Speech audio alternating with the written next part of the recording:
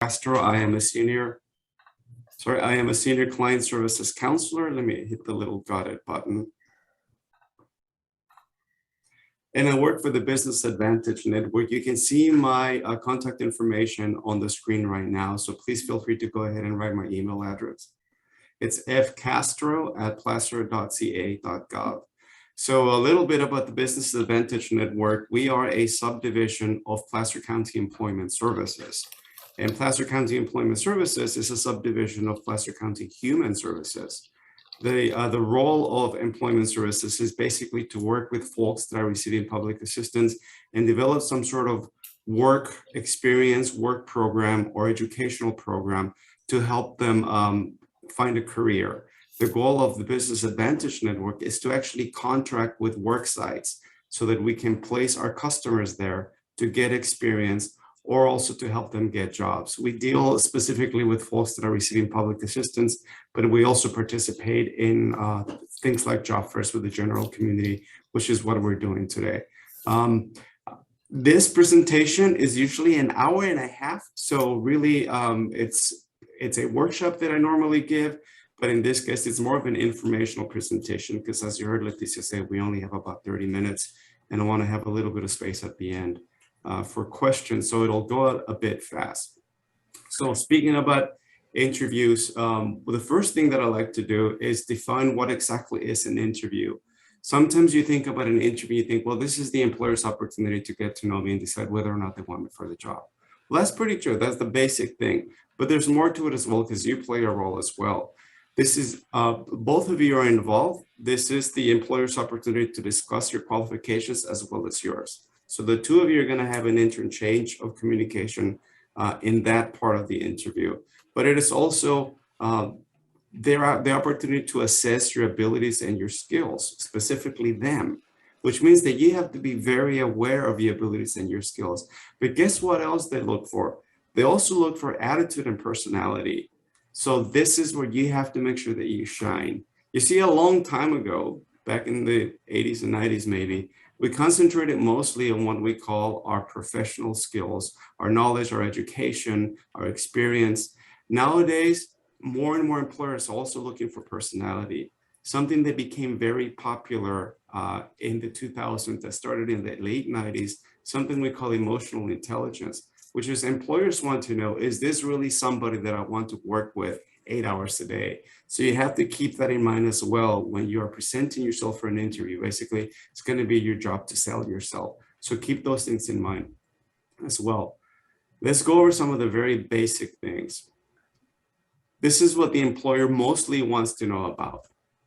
Can you do the job? Now think about this. When you are invited to go to an interview, does the employer believe that you can do the job? Certainly they do. Otherwise, you wouldn't have gotten an interview. So if your mindset is all about, I need to prove to them that I can do the job, then you're going to give them more of what they already believe. And that's fine. But they want more than that. They already read your resume. So when you go to an interview, if you simply are going over the stuff they already know, you're kind of going to bore them. Sometimes we will prepare a resume that is so long that it overwhelms an employer and they won't even look at it. I recommend that your resume not be more than 1 page if you are applying for a highly professional position, a director, a law firm, something like that. Try to limit it to 2 pages. Don't give them a 5. I got a resume one time that was 9 pages long. Employers won't even touch it. That's just too much information. So try to limit your resume to the very basics. Then you'll have something else to talk about during your interview. Otherwise, they're already read your novel. They already know everything about you. So yes, they want to know, can you do the job? But they also want to know, does this person really want the job? Several years ago, I attended it was a meeting at a university where university students got to ask questions of an interview panel. These were all human resources professionals. They're all very experienced directors and things like that. The professionals in human resources, they were used to giving interviews, and the students were able to ask questions. And one of the panelists that said something that I never forgot. She said, I'm sorry, it's actually a lady. She said, when I read your resume, I want to find you interesting. But when I interview you, I want to find you interested. See, I want to know that you really are interested in working for my company, that you really have an interest in my company itself. Otherwise, why would I want to hire you? So this is something that you want to convince them as well, that you really are interested in working for their company. It needs to be genuine, which is going to take some preparation, which we'll talk about in a second. And the last thing they also want to consider is this person a good fit? Are you a good fit for their organization? One of the things that we might concentrate is all our technical skills and convincing that we want the job. That's a great start. They also want to know that you're a good fit, that this is somebody that I want to spend 8 hours a day with. I heard two different, the first time I really noticed it because I thought that employers had that frame of mind lately, but then I heard it a second time and it was almost word for word, two completely different employers. And when they said, what they said was, take, and this does not apply for every job, so please don't think Francisco said that that's all I need, so that's not the case. But this employer said, take your work experience and take your education and throw them out the window. What I want to know is that you are somebody that's ready to work and that has the right attitude and the right personality, because in this job, everything you're going to do, you're going to learn from us. So they want to make sure that you're the good fit for the position. One of the things that we recommend that you do is do what we call an informational interview. That means that I really want to work at this office downtown. And you decide what the name of the company is. And you start to meet people that work at that office. And you ask them, hey, can I do an informational interview with you? Which is, you kind of start asking them questions. What's it like working for that company? What are they like? What is their dress code? What is it like every day? So that you know what to fit for that company. So maybe it'll be a company that you decide, I don't really want to work there, and that's okay too. But you want to make sure that the employer is convinced that, yes, you qualify for a job, you also really want it, and you will be a good fit. So here's what we're going to do. We're going to talk about some steps to prepare you for that interview. The first one, step one, you need to do your homework. And doing our homework is not just preparing for what kind of questions they're going to ask. It's not just about looking pretty and dressing nice. It involves a little bit more than that. Look at the very first recommendation. Become familiar with the company that's going to interview you. You need to understand, what is this company really like? So there's different things that you can do. Check out their websites. Most companies today have a website. Even small mom and pop places will have a website many times. So get to know, what is it that this company really does? One of the questions you'll always be asked at an interview is, do you have any questions for us? If your question is, yeah, what do you guys really do? Or if you start out with that, you just lost them. Imagine that you're going to contract with somebody that has no idea what you do. It would make no sense. So you want to make sure that you have a good knowledge of what they do. The other thing that you can do is review their social media. A lot of times the social media will have information that you may not find on the website. It's a little bit more informal.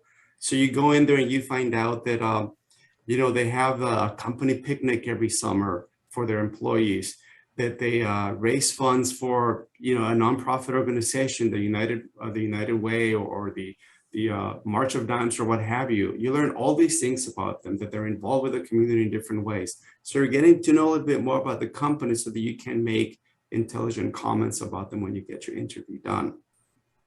Next thing, this will be able to, what I just said, basically, you'll be able to show your knowledge for the company your interest in the company and your knowledge about the company by looking them up ahead of time. Otherwise, you won't be able to make those intelligent questions, or maybe ask intelligent questions as well. And by intelligent questions, I mean questions that will draw their attention, that this person actually is interested and does know a little bit about our company. So some of the things that you might want to find out ahead of time. Number one, of course, what does the company do? Who are their customers? What are their major achievements? If you find an article about them that such and such company contributed to the community in this way, or they did these things for this community, you'll be able to make positive comments about the company that you wouldn't otherwise. What are the values? Who are their main competitors? What is the general reputation of the company? If you are asked during the interview, what do you want to work for a company?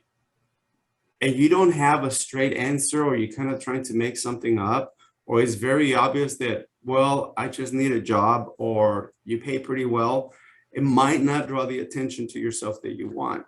On the other hand, if you did all these things ahead of time and you say, you know what, I looked up your website and I really agree with your mission statement. I feel the same way.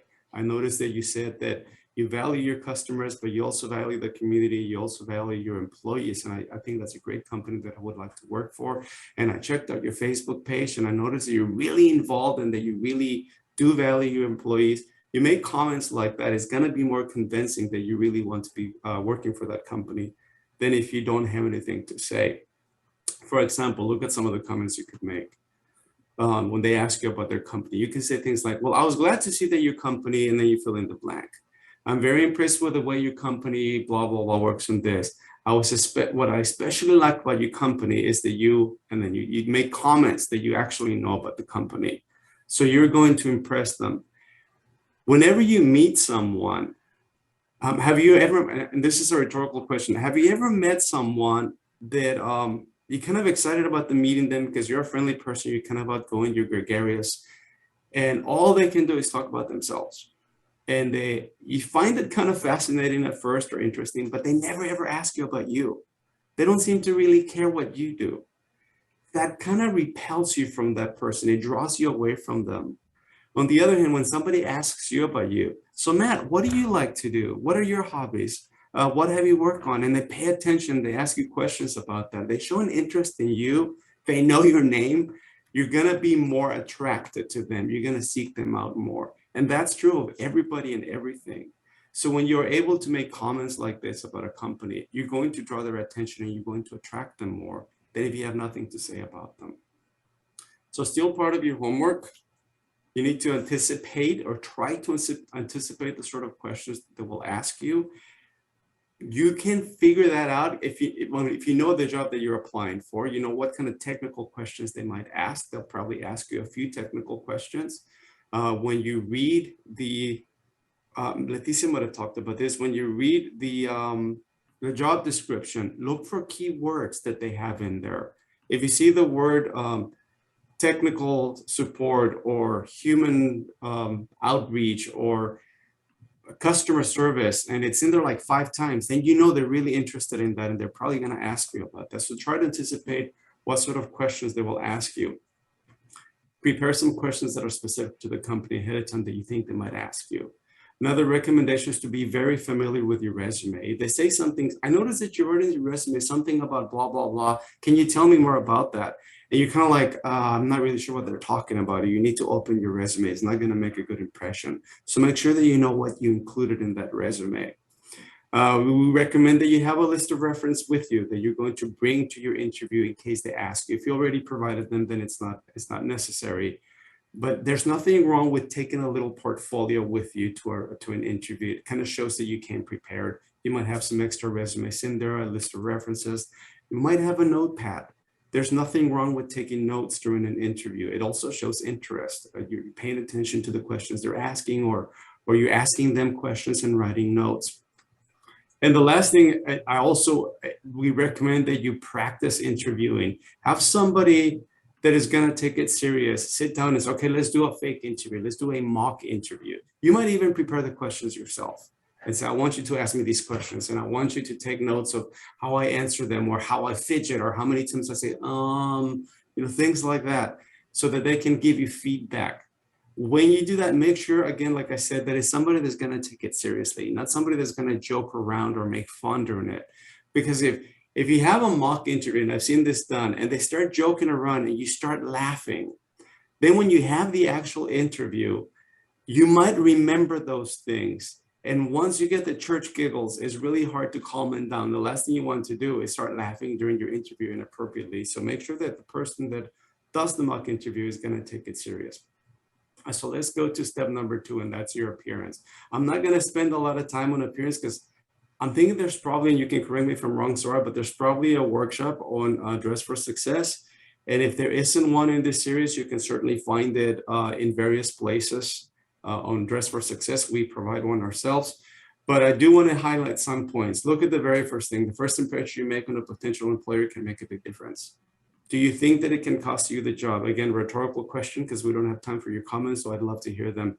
If you dress inappropriately, they can take one look at you and say, oh my God, no, let's make this interview as quick as possible based on the way you're dressed. Most of us have probably heard the phrase, do not judge a book by its cover. And most of us think that is an absolute truth. We should not judge a book by its cover. And we're referring to people, right? But let me tell you that it's absolute baloney, because we always judge books by their cover, and we are expected, literally, we are expected to judge books by their cover. Have any of you ever, again, rhetorical question, have you ever picked up a book just because the cover drew your attention? Publishers spend millions and millions of dollars on artists and graphic designers and the right font to draw your attention to the book by the cover. So it's rubbish that we don't do it. We always do it. We judge books by the cover, and unfortunately, we also judge people by the cover. When you walk into a room, somebody that has never met you, they'll usually make a judgment on you based on your appearance. And within 5 seconds, they will judge your level of intelligence, your social status, your health, ridiculous things that they really know nothing about, but they will make a judgment even subliminally about you.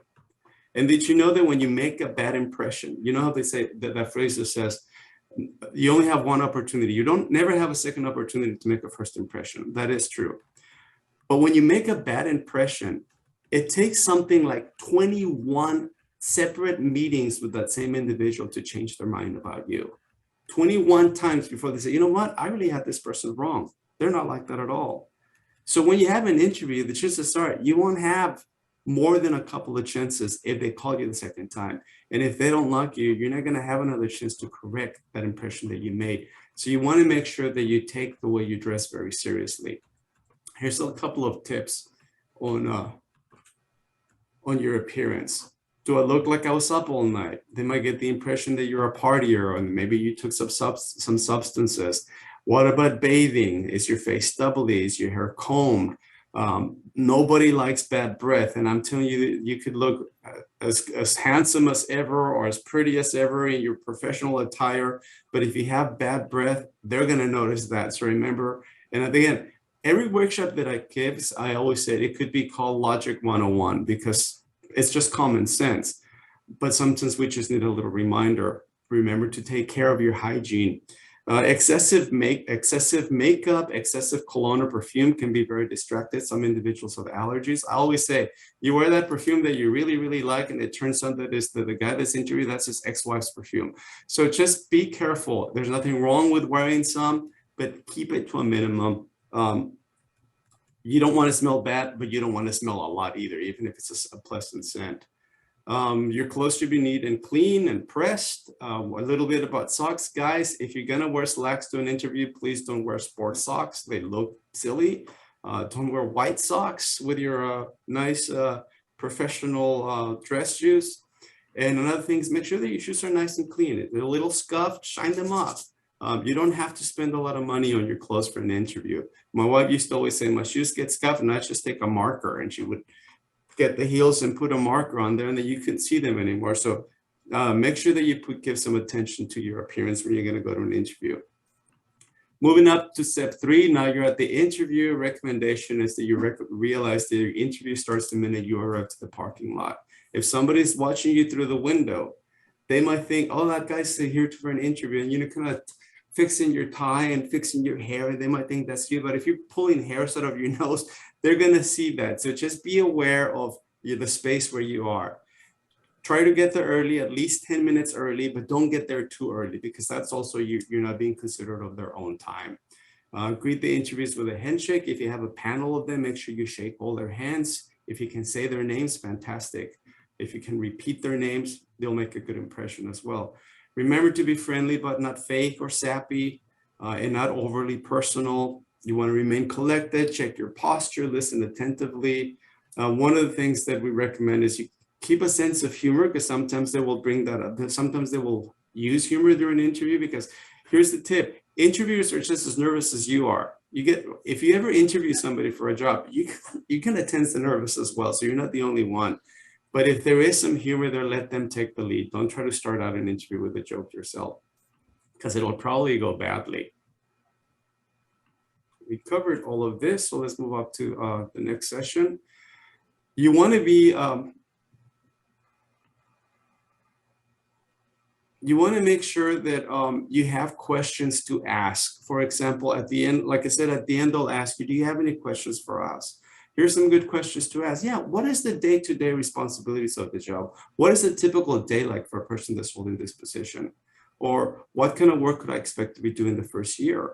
Or can you describe what would be the ideal employee for this job? What do you think is the perfect fit for this position? And again, that shows that you're interested in it. Make sure that you have at least 2 or 3 questions to ask them, and make sure that they're honest, sincere questions, not just silly questions, so that they know that you're interested in the position.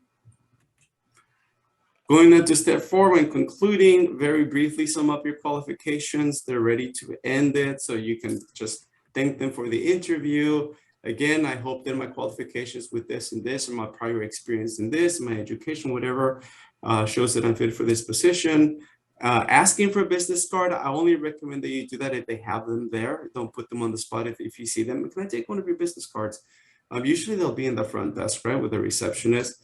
And then shake their hand a second time at the conclusion. And that applies, ladies and gentlemen, also if you're interviewing for promotion at work. You have this person that you've worked with for 7 years. Now they're going to interview you. Shake their hand anyway. They're the ones that are interviewing you, even though you've known them for a long time. You still want to take the time to give them the courtesy. After the interview, make sure you follow up within 24 hours with a thank you note. I used to say I used to say a letter is better than a card, and I was convinced by the people that I work with that when you open your mail and you have a card, like somebody sends you a card and it looks different, that's the first thing you open. So I'm sold on that. Send them a thank you. You can go to the dollar store and buy a 6-pack of thank you cards and just send the thank you card for them. Did you know that in an interview, in a what do you call it? A survey they did with employers, HR recruiters, again, something like 80% of them said that a thank you card makes a difference. It actually makes a difference. It makes you stand out again. And yet only 6% of people that interview actually remember to send a thank you card. So don't be the one that forgets to do that. Again, express gratitude, pretty much the same things you said at the end. Express your gratitude, highlight your qualifications, but it should be very brief, no more than a couple of short sentences where you send them a thank you note. I have a, because we used to do mock interviews before the pandemic here at work. I have a coworker that would actually, because we had to be the persons that were showing how to do a bad interview. You know, like we had somebody that was the show off, the know-it-all, the loopy person. And then we had the person that was the perfect interviewee, and she would actually complete her thank you notes right after her interview and give it to the receptionist. Can you please give this note to my panel? So here's a couple of other notes. So a recent survey highlighted common employers turnoffs, and here there are 75% said not making eye contact. So it's very, in this society, and I know some of us come from society where eye contact is actually considered impolite. In American society, if we don't make contact with somebody, eye contact, we don't trust them. We think they're up to something. So this is something we have to get used to, if we're not yet. 60% said, can you imagine texting or taking calls during an interview? If you're going to an interview, leave your cell phone in your car or turn it off, or just turn the volume down, turn off the vibration of the phone off, make sure that there are no distractions. 60% said dressing inappropriately, 58% trash talking current or past employers. And that's a trick question. They might ask you, what did you like the least about your last job, or what did you like the least about your last boss? And that's really a trick question, because you don't want to say anything negative, because if you're trash talking your last boss, they're going to say, well, they're going to trash talk me as well. Look at this one, 42% not smiling. That's how important it is to smile at your interview. 34% not giving specific examples when answering questions. If I ask you, so you worked as an administrative professional at your last job, what am I really saying? I'm saying, tell me something about that. And your answer is, yes, I did. That's not, I already know that. I just told you that. I want you to give me a little more about that. And then the last one, 28% said a weak handshake. So imagine even a weak handshake can be a reason for not getting the position or not making a good impression. So some potential problems. Lack of preparation is the number one thing. You could put everything under lack of preparation, inappropriate appearance, failure to ask questions, poor attitude, when you exaggerate your answers, when you overshare. What I mean by overshare is not just that you go on and on and on about one question they ask you. More specifically, when you share things that have nothing to do with the job, and especially when you share personal things. They don't want to know that you're taking care of your elderly mom. They don't want to know that you have a wonderful husband and 3 beautiful kids. That's not important to them. You're using up their time. So that is called oversharing, and you don't want to do that. Poor verbal, nonverbal communication. People judge us more by our body movements and things than sometimes by the things we say. So be very aware of that. There's also what we call paraverbal communication, which is the way we say things. I could answer the phone and say, "Good morning, this is Francisco. How can I help you?" Or I can answer the phone and say, "Good morning, this is Francisco. How can I help you? I'm in a hurry." Or, "Good morning. How can I help you? I'm really bored." And I can say the exact same thing and yet say 3 different things by the way I say them. So be mindful of your paraverbal communication as well. If you're overly nervous, if you're fidgeting a lot, if you're using a lot of voice mannerisms, one of the things I used to talk about before, because it was really, I don't hear it as much more, is what they call up talk, which, like every time that you ask me a question, I answer the question, but it kind of sounds like I'm asking you a question. So you say like, "So you're an administrator?" "Yeah, I used to do that a long time ago, but it sounds kind of juvenile. For a while, it was really popular, and I heard a lot of adults do it as well. So be mindful of the things you say, the way you say them, your nonverbal communication, and your paraverbal communication. There's a list of questions that you usually ask during an interview. There's about 20 questions that I'm not saying they'll ask you 20 questions, but there's about a list of about 20 questions that are usually asked somewhere within that group. You could be asked 300 questions, but it's like the same question repeated. I'm going to put in the chat box a copy of the actual entire workshop for this workshop. It's called Effective Interview Skills. And I'm also going to put a copy of the handouts that I provide during this workshop. If you prefer that I email it to you, please use my email to contact me so that I can do that. And with that, we are short of time. Like I said, this was more of an informational presentation than a workshop. So we have a couple of minutes. Do any of you have any questions for me?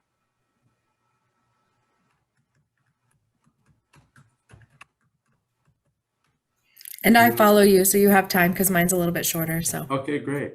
So I'm going to feel free to ask your questions. This was great advice. You'll see a bunch of my comments in the chat. I think that the dress for success, I didn't add that as a session. I think that's a great idea for next time.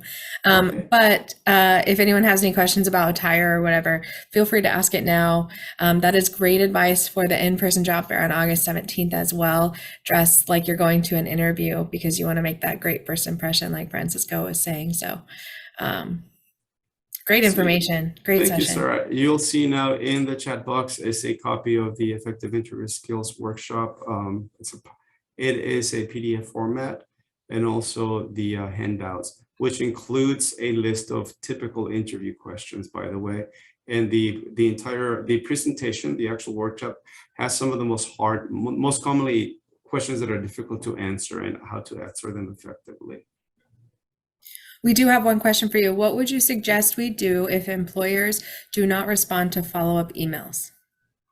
Make a phone call. We're so used to follow-up emails, and I'm guilty of that too, because I work with a bunch of customers that what we call job development, and we help them find jobs. And it's so easy to send them an email. But how many of you get emails that you have no idea who they are, so you don't open them? I mean, you get so much junk email, so they might not even know who you are. Number one, if you send them an email, make sure that they know exactly who you are. In reference to my interview with you on such and such date. So they know, okay, this is a legitimate email. If they haven't responded to an email, make a phone call and make sure that you reach them. I wouldn't recommend that you show up in person until you've made a couple of phone calls. And keep in mind that a lot of times they have many, especially if you apply for a very sought after job. Placer County, for example, they might get 300 applications for one job, and they might interview, 60 people. So it might take a while for them to respond. So try to be patient. Great. And then we had someone ask, for women, are heels necessary or are nice clean flats acceptable? They are totally not necessary. You can wear clean flat shoes as long as they look professional, they're clean. And again, be mindful of the job that you're applying for. If you're applying for a job in say skills trades, like if you go to a skills trades job fair, you wear the outfit you would wear to work. Like I went to one once, and that's expected. They're wearing their carpenter's clothing or what have you. So dress for the position you're applying for. But again, remember, you're going to an interview. You're not going to a job. Because I've heard people that say, "Well, actually, I've gone to the place where I want to work, and I see the way they dress, and then I'll dress like that." No, no, you're not going to work. You're going to an interview. You need to dress up. But yes, to answer your question directly, you don't have to wear high heels. And I come from the generation where anytime a woman wore a skirt or a dress, they always wore nylons. And I had to get used to the fact that nylons are now considered more of an 80s thing, because it was odd for me to see ladies not wear nylons, but it's perfectly okay now. So That's because you didn't yes. have to wear them, right, ladies? Right? Exactly. My wife still wears them. So I'm like, I'm supposed to wear nylons with skirts. Any Yeah, last no, questions? I think for California as well, we have, a little bit more casual of a dress code all around. So, it is a good idea to overdress for the job, for the company. You would never want to be the one person that underdressed for your interview because you're going to stand out in a negative. So I wholeheartedly support that statement. Just, within reason, dress as professionally as you can. Some people can't even wear heels. I broke my ankle and I can't wear them anymore. So flats are my only option. But yeah, it's definitely a great thing to look your best. Whatever that looks like for you, look your best. Exactly. And it's What not I'm a wearing, date, so make sure that you're right. a little bit more conservative in your attire as well. Yes, don't wear something you would wear to a club, for example. You're gonna go a night out with the ladies, with your friends, your girlfriends. That's not what you're gonna wear to an interview. What I'm wearing right now is considered business casual. I'm wearing a dress shirt, but I don't have a tie on, I don't have a jacket. If I was gonna go to an interview, I would definitely put on a tie. If I'm applying for a position that is maybe more in management, I would definitely wear a blazer. If I'm applying for a job that doesn't have such a big dress code, then I might wear this. But be mindful also to dress up, but don't overdo it. You don't want to wear evening clothes. You don't want to look too flashy. And I've seen some people that just way overdress for the part. So be mindful of that as well. Yeah, if you can get a hint from the HR, sometimes HR departments are there just for that reason. Ask them what the typical dress code is, and then you hear that typical dress code and you step it up at least one step, maybe two, and that's about all you need to do, I would say. And then we did have another question. They were taught to dress like hold on. I They were saw that taught by to, they were Kristen taught to Grace. dress like the people they were being interviewed by. Is that an accurate assumption, you think? Well, no, I don't think so. Number one, you don't know what they're going to dress like until you see them, right? So you have no idea what. Number two, they might be very comfortable. That I have, for example, the last time I had an interview, I applied for a supervisory position, so I dressed up. The people that interviewed me, one of them was not dressed up at all. It was like a casual day for him, and he wasn't too concerned about his appearance. But remember, I'm trying to impress him. He's not trying to impress me. Okay, so dress according to the job that you're applying for, not according to the way they dress. And I You're think going that's to the an interview, California not factor to the too, job. right? People don't dress up Absolutely. for work anymore. And Yeah. so you may be interviewed by a guy in t-shirt and jeans or a woman in a summer sundress, and you wouldn't want to show up for an interview in that. So just Exactly. just within reason, I would say just dress professionally. I would say in some cases business casual is okay. However, Yes. I would lean towards the tie as well myself. And if you don't know how to tie a tie, we have people that can help you. Better to overdress than underdress. Another tip is try to keep within the style, within the era. Because if you have this awesome suit that was really popular when you were in high school was 25 years ago, it's probably not awesome anymore. So be mindful of that. The We disco encourage our suit? customers, yes, we encourage our customers to shop at thrift shops because you can find some really nice clothes and good repair at thrift shops that will get you more bang for your buck. Or you might go to another store and spend a lot of money for something that's not as good quality. Sometimes people donate their clothes because they're bored with them, and you might find good quality. But I always encourage keep it within the era. So don't wear something that's really out of style. To answer Reina's question, she says, I worked in a mental health facility. We all wore Vans. It also was hard because I have white feet. So again, if you're working, for example, mental health nurses, for example, they'll wear like tennis shoes, right? They'll wear sneakers that are really comfortable, but you're not going to work. Remember that you're not going to the job, you're going to an interview. So you can dress up. It's going to take you 20, 30 minutes. So you can dress up. Also, if you buy a new outfit for this position, try it on first before you, don't wait till the interview day. See how comfortable you feel. Because you might be walking around like a robot because you're so uncomfortable in your clothes. Ladies, you buy a brand new dress, a brand new skirt, try sitting on it and see how it feels when you sit. Sometimes things happen when you sit in a new outfit. So be mindful of all that. Don't wait till the day off to walk around it and be comfortable in it. And I would say there's a question about makeup as well.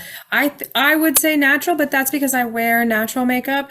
I think there's an element where you want to be yourself. Go in. Don't pretend to be someone that you're not. Be yourself. If you like a full face of makeup, wear that. If you don't wear any makeup, maybe just add a teensy bit, not any. Like some mascara or something to get you through. But be yourself. Exactly. You're just your professional Exactly. self. Yeah. And again, I have two daughters. One of them loves to wear makeup. She'll spend an hour just on her eyes. I love her to death, but we're gonna go visit her aunt and she's still doing her eyes. The other one doesn't like to wear makeup and she looks fantastic. She looks just fine. You want to be more concerned about looking clean and your hair combed. Overdoing makeup is probably worse than underdoing it. You don't want to look distracting. Ladies, if you're gonna wear jewelry, keep it to a minimum. Keep it, conservative. Big old banana earrings are gonna just. You don't want your jewelry to get their attention. You want you to get their attention. Banana earrings might be okay if you're going for a creative position, though. If you're going Again, it's to, dressing yeah, for the job you want. It's dressing for the company you're after. that's very true. Take all of our advice into consideration with that in mind as well. Yes. So, and with that, I will say, Francisco will hang out for a little bit in the chat. I'm going to stop the recording and then